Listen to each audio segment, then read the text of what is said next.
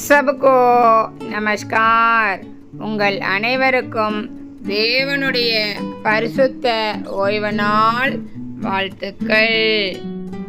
आज का वचन मेरे दुख को देखकर मुझे छुड़ा ले, क्योंकि मैं तेरी व्यवस्था को भूल नहीं गया. भजन संगीता 119 153. இன்றைய வேத வசனம்: என் உபத்திரவத்தை பார்த்து என்னை விடுவியும், உமது வேதத்தை மறவேன். சங்கீதம் 119 153. தேவன் தாமே உங்களை ஆசீர்வதிப்பாராக. ஆமென்.